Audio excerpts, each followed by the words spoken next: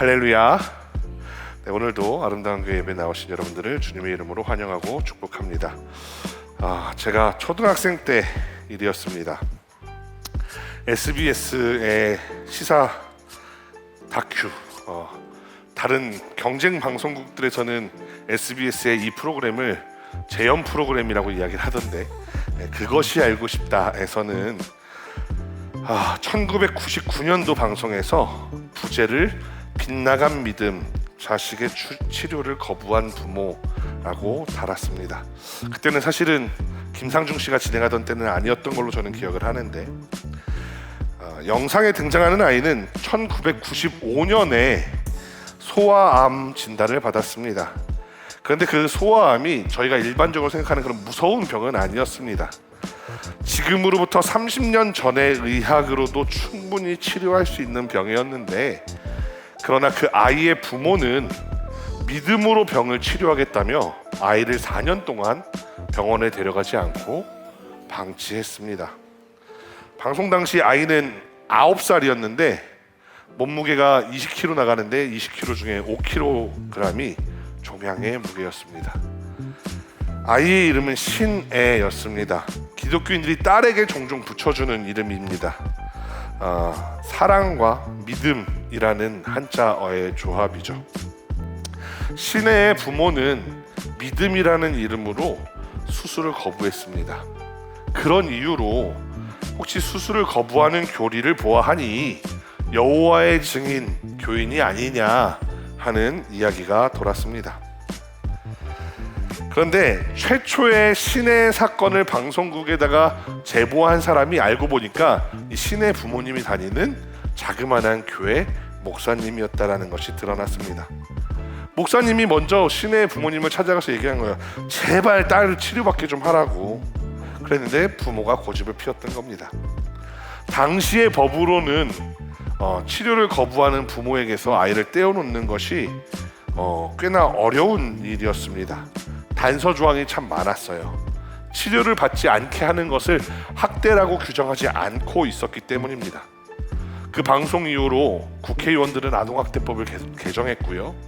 당시 대통령 된 지 얼마 안 됐을 김대중 대통령이 특별 지시로 그 아이를 치료받게 하라고 지원해라고 말을 했다고 합니다. 그래서 한시적으로 기초생활수급 대상자로 지급이 되고요. 그다음에 병원 치료비도 나라에서 어느 정도 부담하는 걸로 그런 식으로 진행이 됐던 걸로 알고 있습니다. 결국 정부와 국회, 사회단체까지 나서서 신애는 치료를 받을 수 있었습니다. 인터넷에는 그 신애가 치료를 받은 뒤 그나마 정상적으로 병원에서 9살 아이다운 모습으로 있는 것도 좀 남아있기는 합니다만, 안타깝게도 4년이나 방치된 끝에 신애의 종양은 혈관으로 전이되어서 2002년도 월드컵이 시작되기 일주일 전에 하늘나라에 가게 되었습니다. 그 이후 신애의 아버지는 사회의 비난을 견디다 못해 자살했습니다. 신애의 어머니는 정신 이상과 실어증 증상을 호소하면서 정신병원에 들어가게 되었고요. 신애에게 동생들이 있었는데 동생들은 고아원으로 보내지게 되었다라는 비극으로 이 이야기는 끝이 납니다. 잘못된 믿음에 대한 이야기를 하고 싶었던 건데요. 그런데 기독교인들은 하나님이 기도를 들으신다라고 말합니다. 지난주에도 말씀드렸던 내용입니다만, 들으시고 응답하시는 하나님에 대한 이야기는 우리 기독교인들에게 굉장히 친숙한 이야기입니다. 젊은 사역자들은 교회들을 다니면서 교육부를 많이 맡게 돼요. 특히 유치부, 초등부, 중고등부를 많이 맡게 되는데, 이제 아이들과 예배를 드리다 보면 아이들이 잘 예배에 집중하지 못하니까 반드시 교재를 사용하게 되어 있습니다. 교재를 사용하면 시각 자료도 제공이 되고요. 끝나고 나서 분반 공부할 때도 재미있는 만들기도 있고 이러니까 교재를 사용하는 경우가 많습니다. 근데 그 교재들을 열어보면은 거기에 여러분들도 아마 그 교육부 봉사해 보신 분들이 이 얘기 많이 들어보셨을 겁니다. 기도에 대한 논리가 단순화되어 있는 거예요. 이런 거예요. 보시면은 처음에 문제를 만납니다. 문제를 만난 다음에 그 사람이 어떻게 하냐면 기도를 합니다. 기도를 하고 나면은 하나님이 들어주십니다. 들어주시고 나면 문제가 해결됩니다. 이러한 논리 구조로 가르칩니다. 여러분, 그래서 여러분 문제를 만날 때 기도하세요. 하나님이 들어주십니다. 하나님이 도와주십니다. 하나님이 응답하십니다 라고 이야기를 한다라는 거죠. 근데 이걸 우리 인생에 대입해보면 정말 꼭 저렇게 하나님이 일하시는가, 내 인생에 있는 문제들도 기도하면 하나님이 정말 들으시고 응답하는가 생각해보면 고개가 갸우뚱해지는 경우가 있다는 겁니다. 2020년 코로나로 인해 전 세계가 엄청난 고통을 겪었습니다. 2019년 연말부터 시작된 그 코로나 여파는 한 달이면 두 달이면 끝날 줄 알았는데 2년 이상 지속되었습니다. 흑사병이나 스페인 독감과도 같은 일반 질병이 아닌 전염병이었습니다. 그런데 이러한 전염병들은 일반적인 우리 인생의 문제들과 조금 다릅니다. 기독교 관점에서 전염병은 굉장히 교회의 천적과도 같습니다. 예를 들어 볼게요. 성도들이 살다가 문제를 겪습니다. 그 문제를 가지고 교회에 와서 기도합니다. 그리고 그 기도를 하고 나서 하나님의 응답을 받고 인생의 문제가 해결되는 것 같아 보입니다. 그런데 전염병 문제는 어떠냐면요, 교회에 모여서 기도를 하면 전염병이 번져요. 흑사병 때 실제로 그랬대잖아요. 흑사병이 도니까 너무 무서워 사람들이 죽음의 공포 때문에 다 교회로 모여들었대요. 다 교회로 모여들었는데 그 안에서 흑사병이 전염되고 그 마을이 다 몰살되었다라는 이야기들이 있습니다. 그럼 그 사람들이 기도를 안 해서 그런가요? 그렇지 않다는 거죠. 기도할 때에도 아까 이야기했던 그런 단순한 도식이 아니라 기도할 때에도 중요한 법칙이 하나 있다라는 겁니다. 그게 무엇인지 오늘 본문을 통해서 한번 자세히 살펴보도록 하겠습니다. 1절 말씀입니다. 여러분 눈으로 여호수아 11장을 한번 보시면서 따라와 주시면 좋겠습니다. 하솔 왕 야빈이라는 사람이 이 소식을 들었다라고 되어 있습니다. 하솔 왕 야빈이 들은 소식은 우리가 지난주에 나누었던 그런 말씀의 내용인데요, 가나안 남부에 위치한 5개국 연합군이 이스라엘과 전쟁을 했는데 그들이 그냥 완전히 패배했다라는 내용입니다. 그 이야기를 듣자마자 하솔 왕 야빈이 연합군을 구성하는데요, 그 규모가 엄청납니다.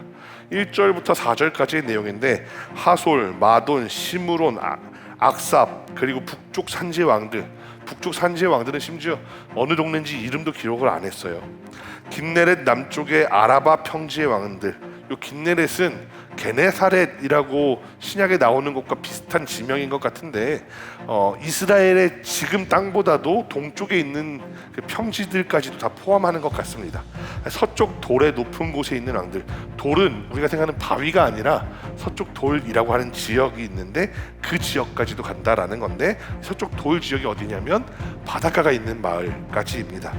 그다음에 동쪽과 서쪽의 가나안 족속과 아모리 족속, 헷 족속, 브리스 족속, 여부스 족속, 히위 족속에게 사람을 보내서 연합군을 형성합니다. 지난주에 말씀드렸던 5개국 연합군과는 차원이 다릅니다.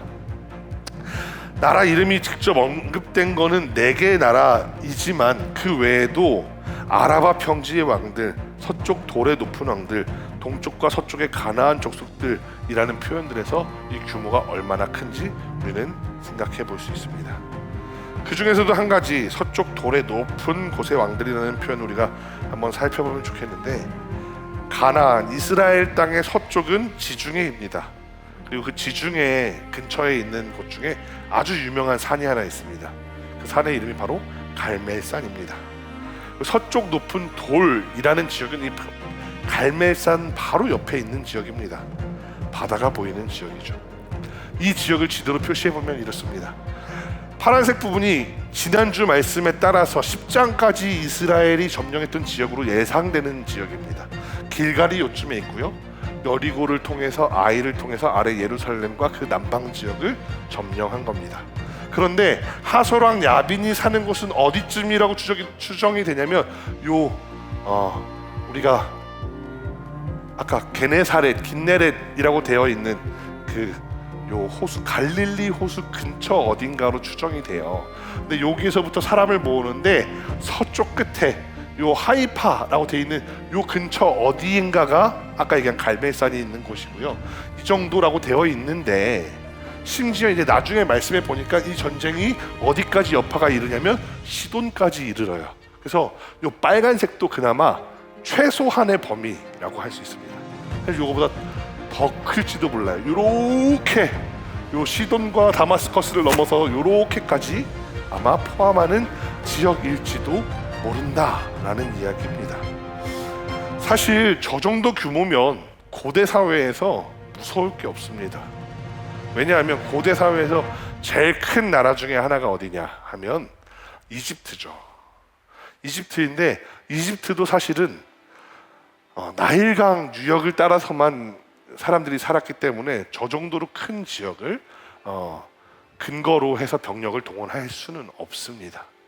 그 외에도 다른 세계 4대 문명들이라고 할지라도 다들 강을 중심으로만 살아왔었기 때문에 저 정도 지역에서 병력을 동원한다라는 것은 정말로 무서운 일이고 엄청난 세력이라고 할 수 있습니다.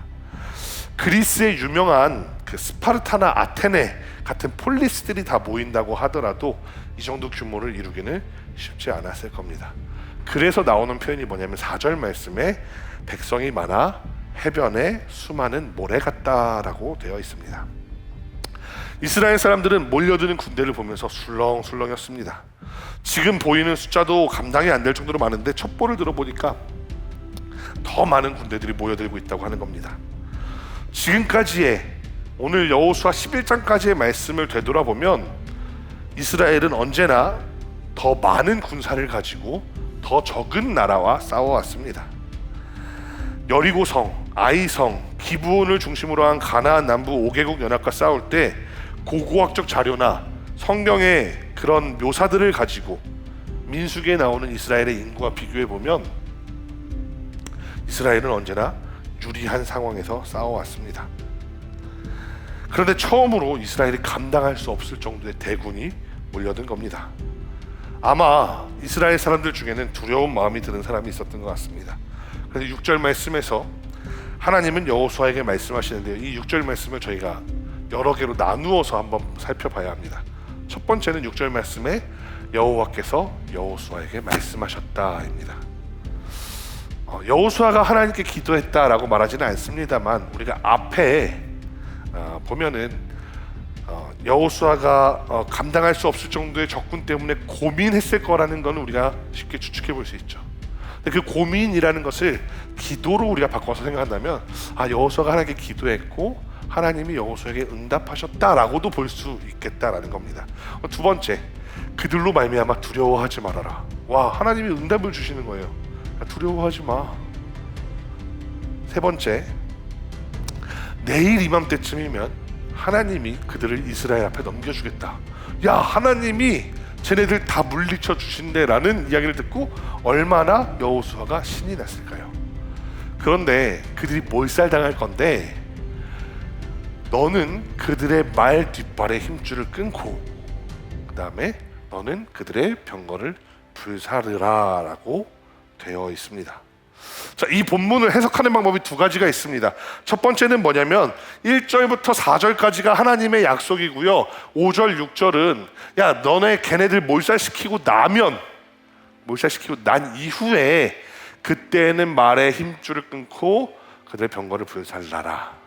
그걸 전리품으로 취하지 말고 말의 뒷발의 힘줄을 끊어서 말을 폐기해버리고 병거들도 불살라라 라고 말한다 라고 해석하시는 분들이 있습니다. 이런 분들이 왜 이렇게 해석하냐면 이런 거예요. 여러분, 이 이스라엘이 이 북부 가나안 사람들과 전쟁한 다음에 병거와 말을 가지게 되면 병거와 말을 의지할 거 아닙니까? 그러니까 하나님은 나를 의지해야지 병거와 말을 의지하지 말아라 라고 말씀하시는 겁니다. 그리고 9절 말씀에서 실제로 여호수아는 전쟁에서 이긴 다음에 말의 힘줄을 끊고 병거를 불사르면서 하나님과의 약속을 지켰습니다 라고 설교하시는 분들이 있습니다. 그러면서 여러분도 이 세상 것들을 의지하지 마십시오. 이 세상의 것들, 그것보다 더 강하신 분이 바로 하나님입니다 라고 말하시는 그런 설교를 하시는 분들이 있습니다. 은혜가 되죠. 두 번째 해석이 있습니다. 뭐냐면 1절부터 6절까지가 다 하나님이 그들을 이스라엘 앞에서 넘겨주겠다라는 이야기 안에 정성된다는 거예요. 자, 넘겨줄 건데 하나님이 방법을 알려주는 거예요. 어떻게 하냐면 가서 그러니까 말과 병거를 못 쓰게 하면 니네가 이길 수 있어 라고 하나님이 알려주셨다라는 겁니다. 그렇게 해석하면 이 말과 병거가 전리품이 아니에요. 이제는 요거를 이스라엘이 말과 병거를 못 쓰게 하느냐 아니면 못 쓰게 하는데 실패하느냐에 따라서 전쟁의 승패가 갈리는 분기점, 변곡점이 되는 겁니다. 그런데 저는 이 두 번째 해석으로 오늘 성경 말씀을 보고자 하는데요. 왜냐하면 여호수아 11장 7절 말씀에 이스라엘이 그들을 습격했다라고 되어 있기 때문입니다. 급습을 하면 첫 번째, 전면전과는 다르게 수적 열세를 만회할 수 있습니다.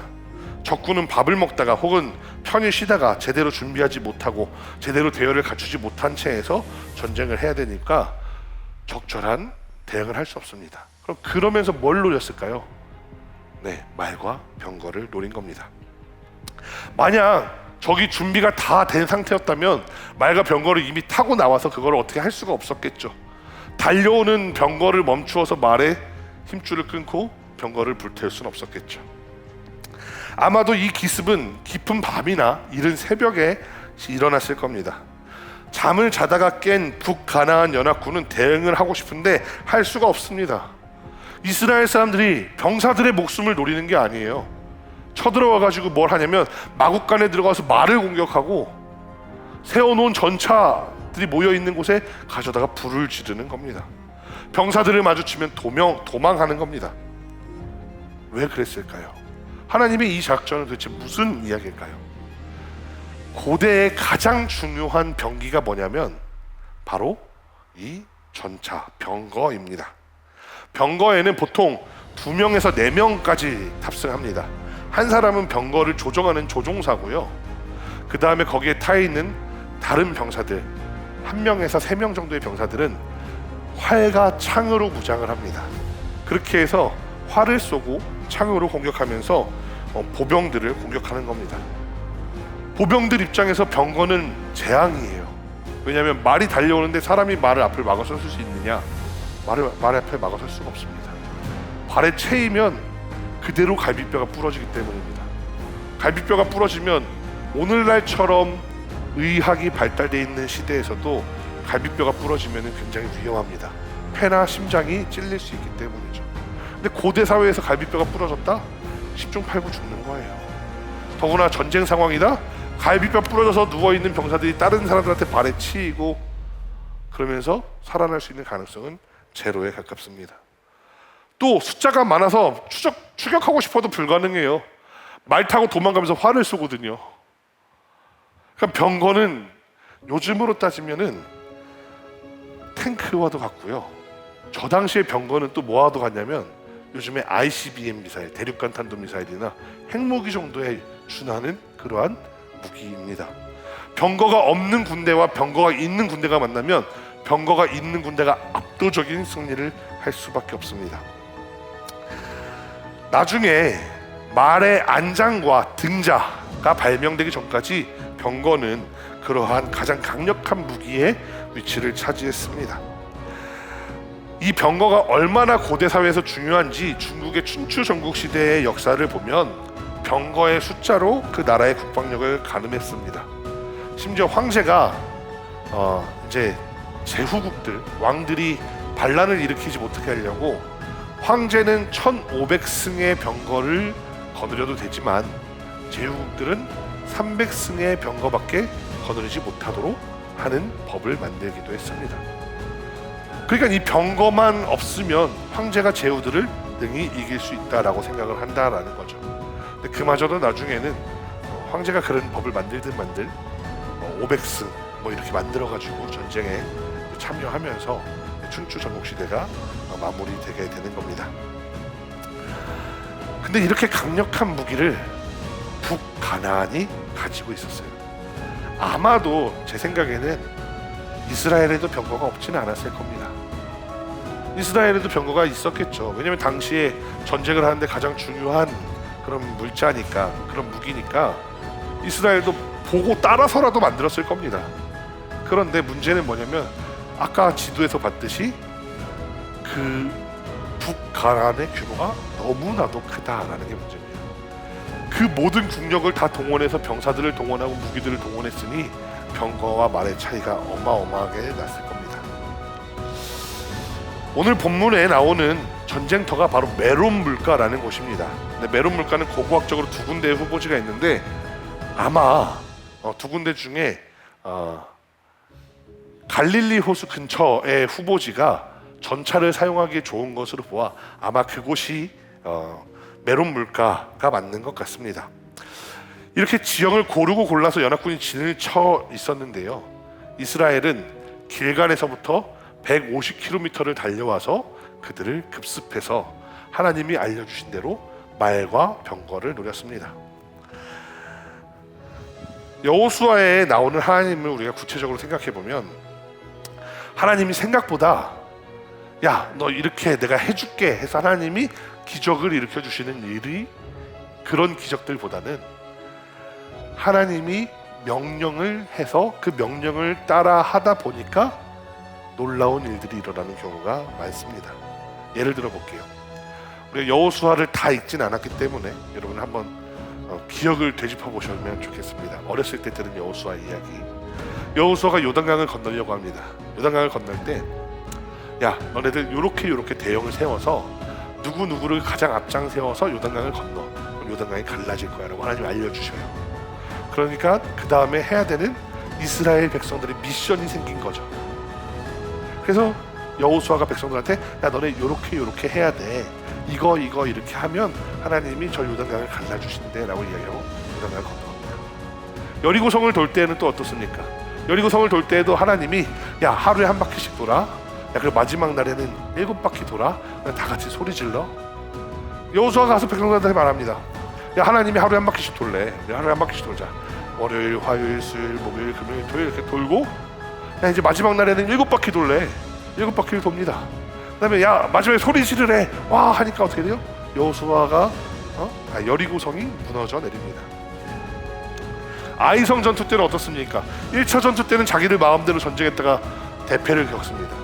근데 2차 전투 때는 어떻게 되냐면 2차 전투 때는 하나님이 야, 어디에다가 군사를 몇 명 매복시키고 또 어디에 몇 명 매복시키고 그다음에 이렇게 유인책을 한 다음에 마지막에 빈 아이성을 너네가 차지하는 작전을 펼쳐. 여호수아가 그대로 합니다. 야, 너네 3만 명 일로 가고 5천 명은 일로 가고 나는 여기서 공격하는 척하다가 내가 도망가면 그때 니네가 아이성에 쳐들어가서 이걸 차지해야 돼 라고 말합니다. 제가 드리고 싶은 말씀은 뭐냐면 성경에 나오는 기적이 그냥 내가 기도한 다음에 내가 아무것도 안 해도 하나님이 딱 이루어주시는 방향으로 나오느냐? 그렇지 않다라는 거예요. 물론 있습니다. 어디에 있냐면 바로 모세의 이야기 때 있습니다. 모세의 이야기 때는 이렇게 되죠. 모세가 홍해를 가르는데 야, 너희는 가만히 서서 오늘 하나님께서 너희를 구원하시는 그 능력을 보아라 라고 말합니다. 그래서 이스라엘 백성들 아무것도 안 하고 있었어요. 모세가 그냥 홍해 앞에 손을 내밀고 밤새도록 서 있는 걸 뒤에서 지켜보면서 큰일 났네. 지금 이집트 병사들 쫓아오는데 이러는데도 그게 홍해가 갈라지는 역사도 있었습니다만 네, 그렇지 않다는 겁니다.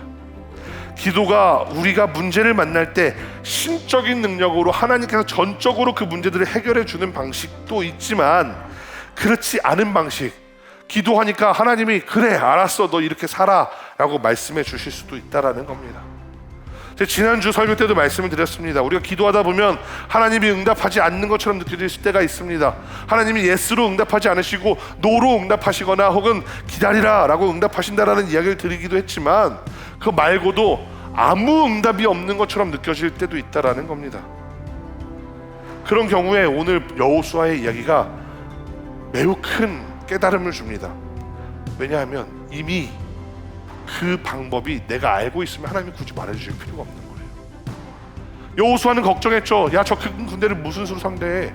하나님이 알려주셨어요. 야, 가서 말을 못 쓰게 만들고 병거를 못 쓰게 만들면 너희가 이길 수 있어. 근데 만약에 우리가 그걸 알고 있다면 하나님 굳이 그 대답을 해줄 수 있게 하실 필요가 있겠습니까? 근데 중요한 건 뭐냐면 우리가 그 하나님의 응답을 accept 받아들이느냐 혹은 거절하느냐인 겁니다. 설교를 시작하면서 1999년에 소개되었던 그것이 알고 싶다의 신의 이야기를 말씀을 드렸습니다. 신의 부모는 하나님께 기도함으로 아이의 병을 고치겠다고 말씀드렸어요. 여러분들 한번 생각해 보세요. 하나님, 우리 딸을 고쳐주세요 라고 기도하는데 하나님이 응답을 주시는 거예요. 야, 저거 내가 기적으로 고쳐줄 수는 있는데 저 병원 데려가면은 3개월 안에 낫고 오는 건데 쟤 왜 저러고 있냐? 그러니까 하나님이 응답을 어떻게 주시냐면 담임 목사한테 가서 이야기 좀 해. 아니, 처음엔 아마 이웃들이었겠죠. 딸 아프다며 병원 좀 데리고 가봐. 그러니까 그 부모가 그건 아니에요. 저는 하나님의 기도로 고칠 거예요. 하나님이 이웃 사람들의 마음을 움직여서 병원 데리고 가라고 얘기를 해줬는데 그거 하나님 응답 많이 하라고 내가 거절하는 거예요. 하나님이 두 번째 응답을 주십니다. 이번에는 그래, 이웃들 말을 안 들을 수도 있어. 담임 목사가 찾아가게 해야 되겠다. 담임 목사가 찾아갑니다. 애 병원 좀 데리고 가봐. 이거 3개월이면 낫는 병이래. 금방 낫는데 저희는 안 해요. 하나님의 능력을 구합니다. 목사님 왜 이렇게 믿음이 없으세요? 하나님의 능력을 구하셔야지. 병원 데려가라고 그러시면 어떻게 해요? 하나님이 얘 어떡하냐, 강적을 만났네, 큰일 났다. 그러면 이 목사가 방송국에 제보하게 해야 되겠다. 방송국에 제보를 하게 만듭니다. 방송국에서 찾아옵니다. 시민단체가 찾아옵니다. 국회가 찾아옵니다. 나라의 권력을 동원해서 얘를 치료받게 하라고 이야기합니다. 근데도 이 부모는 뭐라 그래요? 하나님 응답 아니에요. 이거 내가 그 응답을 거절하는 거 아닙니까? 우리도 그렇지 않습니까? 하나님이 이미 응답을 주셨는데 그 응답이 내 마음에 들지 않는다고 다른 응답을 달라고 기도하면서 응답이 없다라고 말하지는 않는가입니다. 예를 들어 보겠습니다. 어떤 분이 자신의 건강을 위해서 기도합니다. 저 같은 사람인가 봐요. 몸무게가 많이 나가는 어떤 뚱뚱한 양반이 기도합니다. 하나님, 저 살 빼고 싶어요. 살 좀 빠지게 해주세요. 근데 이 사람은 어떤 걸 기대하냐면 내일 아침에 딱 일어났더니 몸무게가 62kg가 딱 돼 있는 거예요. 배에 딱 시스팩이 딱 잡혀 있는 거예요. 하나님, 왜 내 기도에 응답하지 않으십니까? 하면서 1년 365일 62kg가 되게 하여 주시옵소서 하면서 기도하는 거예요. 하나님이 그 기도하는 거를 옆에 한 권사님에게 듣게 하십니다. 그리고 그 권사님이 찾아옵니다. 운동화를 한 짝 사들고, 선물이에요. 근데 이 기도하는 사람이 그런 겁니다. 하나님, 저는 운동화는 필요 없습니다. 저거 제가 어디다 씁니까? 하나님, 그냥 저 62kg 좀 만들어 달라고요. 이제 몸무게가 많이 나니까 주변에서 이제 걱정이 돼서 자기가 보너스를 탄 걸 들고 와가지고 너 가가지고 헬스장 내가 돈 대신 내줄게, 6개월만 헬스장 다녀봐 얘기합니다. 하나님, 저는 헬스장이 요건 소용없습니다. 내일 아침 딱 일어났을 때 62kg가 되게 해 주시옵소서. 저희 웃죠. 근데 저희가 기도할 때 이루고 있다고요.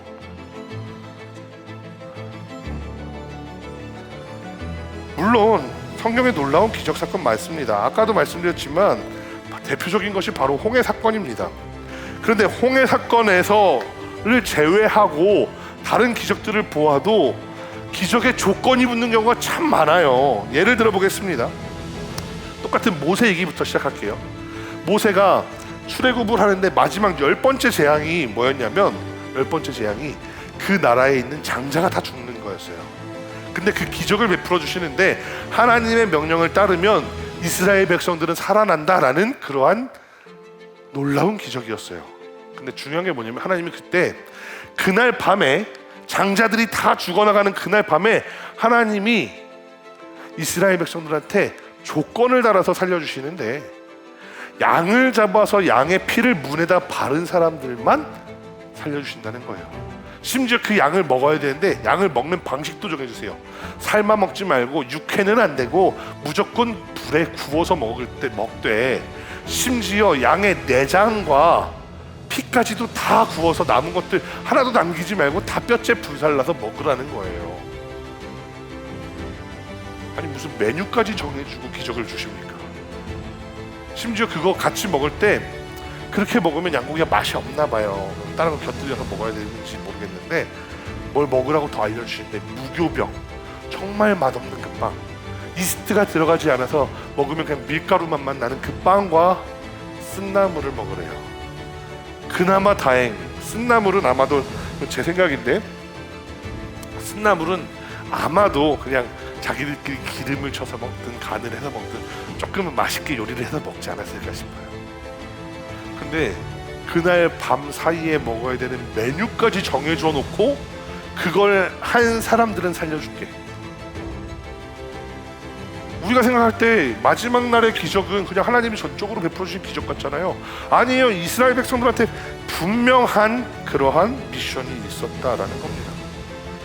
예수님의 기적들 중에서도 마찬가지입니다. 예수님이 병자들 고쳐주시는 장면들 생각하니까 기도하면 즉시로 일어나는 일들만 있는 것 같잖아요. 아니에요. 요한복음 2장에 보면 가나의 혼인잔치 이야기가 나옵니다. 술이 떨어집니다. 근데 예수님의 어머니가 예수님한테 종들을 데리고 와요. 이 연회장에 지금 술이 떨어졌는데, 야, 결혼식에 술이 떨어지는 게 말이 되냐, 지금 신랑도 곤란해하고 연회장도 곤란해하고 있으니까 이것 좀 어떻게 좀 해봤으면 좋겠어 라고 이야기하는데, 예수님이 아직은 내 때가 아니니다 이랬지만 예수님의 어머니가 종들한테, 야, 그래도 예수님 뭐 시키면 시킨 대로 다 해라, 알겠지? 이러고 어머니가 딱 가버려요. 예수님 뭐라 그래요? 야, 가서 집 앞에 가면 물동이 있지, 물동이. 그거 가져와봐. 6개가 있는 거예요. 그 6개를 다 가지고 왔습니다. 이거 뭐 하는 데 쓰는 거냐면, 밖에서 안에 들어올 때 손발에 모래 먼지가 많으니까 그걸 닦는 데 쓰는 거예요. 제가 이번에 강원도에 하루 갔다 왔는데, 강원도 해변가에 있는 카페들에 그런 물동이들이 있더라고요. 밖에 물통이 있습니다. 그리고 가게 들어올 때 꼭 신발에 있는 물을 털어버리고 들어오래요. 은성이가 예상치도 못하게 바다에 들어갔다가 신발에 모래 가득하니까 어쩔 수 없이 평소에 즐겨 먹지도 않던 젤라또를 먹으러 들어가면서 그 물을 저희가 꺼내 썼단 말이에요. 근데 그런 식의 그 물동이들이 이스라엘은 집집마다 있는 거예요. 근데 거기가 이제 결혼식장이니까 예식을 해야 되니까 손님들이 많이 올 거니까 그 물동이 몇 개를 갖다 놨냐면 6개를 갖다 놓은 거예요. 예수님이, 야, 이 물동에다 물을 채워. 이제 이 종들이 예수님 물을 채우라니까, 야, 우물가에 갔다 와야 되잖아요. 갔다 오면서 서로 무슨 얘기를 했을까요? 야, 포도주가 떨어졌는데 이 물동이는 왜 채우라고 그러는 거야? 이상하지 않니? 이런 이야기를 했을 거예요. 그래서 어쩔지 간신히 채웠어요. 채우면서도 불평불만했겠죠. 야, 차라리 이럴 시간에 포도주를 얻으러 다니는 게 낫지 않겠냐, 막 이런 얘기를 했겠죠. 그런데 그러고 났더니 또 그걸 떠다 주래요. 떠다 주라고 할 때, 야, 이거 떠다 주는 거 맞아? 야, 아무리 저 사람들 지금 술에 취해가지고 고주망태가 됐다고 하더라도 아무리 그래도 물과 포도주를 구별을 못할까? 그 정도는 아닐 것 같은데. 야, 조용히 해. 그냥 시키는 대로나 해. 알았어 하고 그 물동이를 떠다가 줬더니 사람들이, 야, 이렇게 맛있는 포도주 어디서 났니? 이렇게 됐다는 거예요. 하나님이, 예수님이 기적을 보이실 때 이 물동에다가 기도하면서 포도주로 변할지어다 하고 그냥 싹 변해버린 게 아니에요. 거기엔 종들이 해야 되는 미션이 있었다라는 겁니다. 다시 본문으로 돌아오겠습니다. 여호수아 앞에는 커다란 문제가 있었습니다. 이스라엘 군대가 아니라 모든 인구를 다 합친 것만큼 많은 연합군들이 모여들었습니다. 그래서 그 숫자는 정확하게 명기되어 있지 않지만 해변에 모래와도 같이 백성들이 많다라고 되어 있습니다. 그래서 걱정했습니다. 그런데 그 걱정 가운데, 그 기도 가운데 하나님이 응답해 주셨습니다. 하나님이 미션을 주셨어요. 내가 걔네 이길 수 있는 거 알려줄게. 가서 말의 힘줄을 끊고 병거에 불을 질러. 그럼 니네가 이길 수 있어. 만약에 여호수아가 이렇게 하는 겁니다. 하나님, 말의 힘줄을 끊고 병거에 불 지르는 거 인간의 전략이잖아요. 전략 전술 지혜를 내가 요구할 거면 왜 하나님을 찾겠어요? 그럴 거면 내가 역사에 유명한 제갈량이나 이순신 장군을 모셔오는 게 낫지. 하나님은 하나님의 방법으로 좀 일해주세요 라고 만약에 여호수아가 말했다면 이 전쟁이 이길 수 있었을까요? 만약 제가 하나님이라면, 야, 너 내 말 안 들어? 너 말 좀 들어라 하면서 그냥 꿀밤을 콱 쥐어받고 싶을 것 같아요. 또 하나 생각해 보세요. 만약에 여호수아가 이렇게 얘기하는 거예요. 하나님, 그럼 전략 전술 말고요, 지난번에 하셨던 거 있잖아요. 지난번에 우박을 내리셨던 것처럼 이번엔 번개 어때요? 하나님 콧방귀도 안 낄 것 같아요. 기도자가 승리하는 방법은 의외로 간단합니다. 뭐냐면 하나님의 응답 중에 들어있는 명령을 잘 파악하고 미션을 잘 파악하고 그 미션에 충실히 반응하는 겁니다. 그 미션이 심지어 내 마음에 들지 않을 수도 있습니다. 아까 말씀드렸던 가나의 혼인잔치의 그 미션, 그 종들이 과연 마음에 들었을까요? 안 들었다는 거죠. 근데 충실히 이행하는 겁니다. 심지어 그 미션이 어쩌면 상식이나 과학적인 거 아니면 의학적인 그런 응답들일 수도 있습니다. 예를 들어 볼까요? 우리가 아파서 기도합니다. 아파서 기도해요. 하나님, 제가 몸이 너무 아픕니다. 하나님이 응답이 없으세요. 그러면 답은 뻔해요. 야, 이미 네 주변에 병원도 많고, 야, 니네 나라는 의료 복지가 잘 돼 있잖아. 몇 천 원만 내면 병원도 갈 수 있는 거 왜 그것까지 나한테 기도하니? 내일 병원 갔다 와. 내가 갔다 오면 낫게 해줄게. 시험을 앞두고 있다. 기도합니다. 하나님, 저 시험 잘 보고 싶어요. 100점 맞고 싶어요. 하나님 뭐라고 그러실까요? 공부해.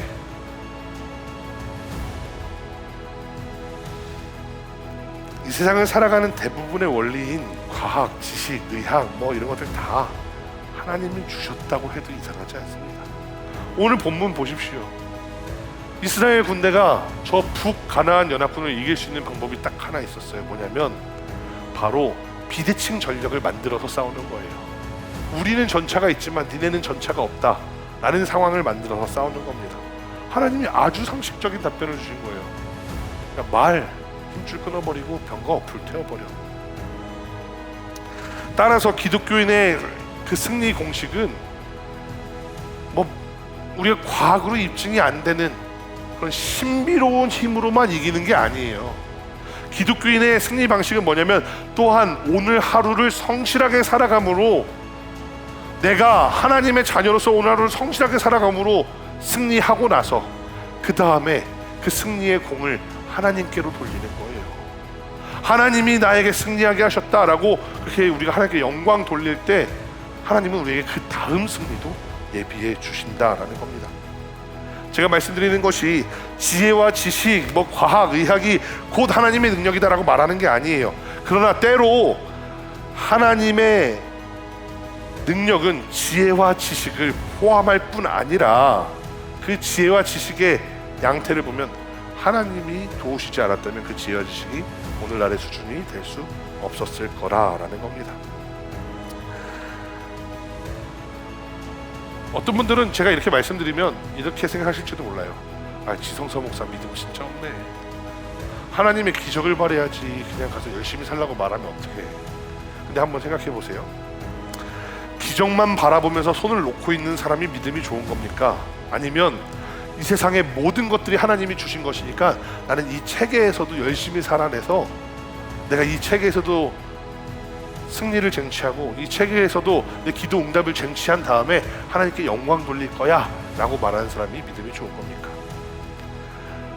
제가 말씀드리고 싶은 건 뭐냐면 기도가 주문의 역할이 아니라는 겁니다. 기도를 하고 나면 하나님은 우리에게 미션을 주시기도 한다라는 거예요. 따라서 기도는 상담의 역할을 하기도 합니다. 우리가 연애 상담을 해요. 제가 저희 아내하고 가끔 종종 그런 얘기를 하는데 저희 아내를 만나려고 할 때 제 친구들한테 물어봤어요. 야, 이런 자매가 있는데 어떻게 생각해? 그 친구가 저한테 사투리를 섞어가면서 이렇게 얘기하는 거예요. 야, 그 자매 니한테 관심이 많다. 그러니까 너 가서 이렇게 한번 떠봐라. 미션을 주잖아요, 저한테. 가서 그 미션대로 행해보는 거예요. 우리가 상담을 받을 때 마찬가지예요. 우리 TV에서 그런 거 많이 봤죠. 옛날에 백종원의 골목식당도 그렇고 오은영 선생님 요즘에 하는 그 육아에 관련된 금쪽 같은 내 새끼도 그렇고 하고 나면 상담을 받으면 어때요? 선생님이 방법을 알려주죠. 이렇게 한번 해보세요. 저렇게 한번 해보세요. 그리고 이런 태도를 가지시고요. 그 다음에 그 태도가 호전이 되면 저한테 와서 또 상담을 받으세요. 그럼 또 상담을 받으면 이번엔 이렇게 됐네요? 그럼 이번엔 이렇게 해보세요. 저렇게 해보세요 하고 또 방법을 알려주죠. 그러니까 기도는 하나님의 신적인 힘을 빌어서 갑자기 놀라운 일이 일어나는 거기도 하지만 하나님하고 상담하는 거예요. 하나님, 나 이번 일 어떻게 해요? 야, 열심히 공부해. 하나님, 이번 일 어떻게 해요? 야, 그거는 좀 그냥 피해가. 하나님, 이번 일 어떻게 해요? 야, 그거는 이렇게 했으면 좋겠어. 그 마음들을 하나님이 주시는 거예요. 기도만 해놓고 손 놓고 있으라는 게 아니라는 겁니다. 이 점을 아주 잘 보여주는 인물이 하나 있습니다. 우리가 잘 아는 아이작 뉴턴이라는 사람입니다. 뉴턴은 만류의 인력을 발명한 사람, 발견한 사람이라고 하죠. 그리고 고전역학을 만들어낸 창시자라고도 합니다. 아마 여러분들 잘 모르실 텐데 미적분학을 개발한 사람도 뉴턴이래요. 그런데 이 뉴턴이 아주 위대한 신학자였습니다. 그는 연구를 시작할 때마다 기도했고 기도의 응답은 놀라운 영감으로 찾아오는데 그게 막 하늘에서 그냥 번뜩이는 지혜로 주시는 게 아니었다라는 거죠. 수없이 반복된 실험과 연구, 땀 흘리는 탐구, 그 다음에 사고 과정 속에서 나타난다라는 거죠. 전해지는 이야기에 따르면 뉴턴은 난 한 번도 기도 없이 연구실에 들어간 적이 없다라고 말을 했다라고도 합니다. 그는 기도하면서 더 성실히 탐구하고 더 열심히 일하는 그런 과학자이자 신앙인이었던 겁니다. 그는 과학을 통해 하나님을 만나려고 하면서 또 무슨 말을 또 남기냐면, 자연 질서 속에는 하나님의 이성이 깃들어 있다.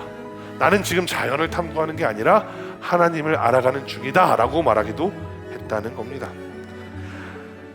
하나님께 기도했던 과학자들이 만들어낸 이론들이 그냥 하나님께 기도했다고 해서 그냥 하나님이 갑자기 그 머릿속에 생각을 불어넣어 주셨다는 게 아니라, 기도하면서 하나님께 상담하는 거예요. 하나님, 이걸 왜 이렇게 만드셨어요? 이걸 왜 이렇게 만드셨어요? 지구는 둥근데 어떻게 북극에 있는 사람도 서 있고 남극에 있는 사람도 서 있죠? 그 원리가 뭐예요? 계속 궁금해하면서 하나님께 기도하니까 점점 그 사고가 과학적 결론에 도달했다라는 거죠. 뭐 이 외에도 많습니다. 제가 이정모 관장이라고 되게 좋아하는 과학자, 신앙인이 있는데 유튜브에 이정모 관장 쳐보시면 나오는 이야기가 있어요. 그 사람이 얘기해 주는 거예요. 뉴턴도 그분 얘기를 제가 인용해 온 거고요. 요하네스 케플러는 이렇게 말했대요. 나는 신의 생각을 수학적으로 읽어내는 사람이다 라고 말했대요. 조지 르메르트라는 과학자는 어떤 사람이냐면, 여러분들 잘 아는 빅뱅 이론을 처음 제안한 사람. 야, 우주는 이렇게 생겼을 거야 라고 말한 사람이 조지 르메르트인데요. 이 사람의 직업은 뭐냐면 천주교 신부였어요. 하나님, 이 창세기 1장 1절에 나오는 건 어떤 건지 너무 궁금해요. 이거를 오늘날의 과학적 방식으로 해결하면 어떻게 될까요? 빛이 있으라, 빅뱅으로 설명을 한 거예요. 오늘 우리도 마찬가지입니다. 기도는 주문이 아닙니다. 기도는 하나님과 상담하면서 우리의 미션을 체크받는 시간입니다. 기도했다면 그 다음에는 움직여야 합니다. 건강을 위해 기도했다면 운동화를 신고 걷는 순종이 필요하듯이, 자녀를 위해 기도했다면 또 어떤 게 필요할까요? 자녀와 함께 시간을 내어서 대화하고 신뢰관계를 쌓아가는 게 필요하고요. 가르치려는 노력도 필요합니다. 직장의 문제를 위해서 기도했다면 어떨까요? 정직과 성실한 태도로 내가 하루하루를 살아가야 된다는 그러한 나의 실천도 필요하다라는 거죠. 그 모든 작은 순종과 실천이 하나님의 응답을 열어가며 기도자가 승리하는 방법입니다. 그러므로 이번 한 주를 살아가실 여러분들께 주님의 이름으로 권면합니다. 가장 먼저는 기도하는 신앙인이 되시고요. 그 다음에는 그 신앙의 발걸음을 한 발 한 발 걸어낼 때 하나님이 주신 응답, 그 응답이 내 마음에 들지 않더라도 성실하게 그 응답을 붙들고 실천하며 살아내시기를 바랍니다. 여러분들이 살아가면서 흘리는 땀과 그러한 모든 노력들이 하나님이 주실 응답의 조건이 됩니다. 그렇게 성실한 하루하루를 살아냄으로써 하나님의 놀라운 기적을 체험하는 여러분들이 다 되시기를 주님의 이름으로 축복합니다. 기도하겠습니다. What you waiting for?